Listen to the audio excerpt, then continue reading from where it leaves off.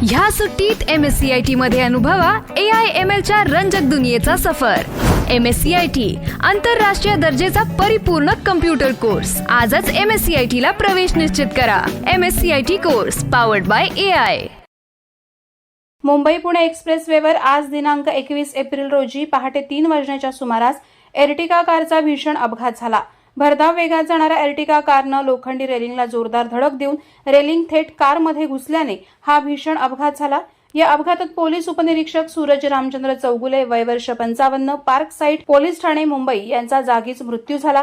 Police उपनिरीक्षक सूरज चौगुले हे मुंबई पुणे एक्सप्रेसवेवरून पुण्याहून मुंबईच्या दिशेनं एर्टिगा कार क्रमांक MH43 CG 8988 ने जात होते। गाडी पनवेल हद्दीत आली असता त्यांचे कारवरील नियंत्रण सुटलं आणि बाजूच्या लोखंडी रेलिंगला जाऊन जोरदार धडक दिली।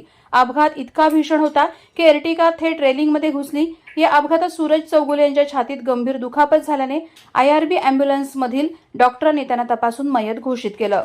या अपघाताची माहिती मिळताच पळसपे वाहतूक पोलीस, देवदूत यंत्रणा, IRB यंत्रणा, देवदूत यंत्रणा, पोलीस निरीक्षक काळभोर, सहाय्यक पोलीस निरीक्षक Pisal Khandeshwar, Sushma Patil Khairnar, Panvel taluka police staff, Khandeshwar police staff आदी हजर होते।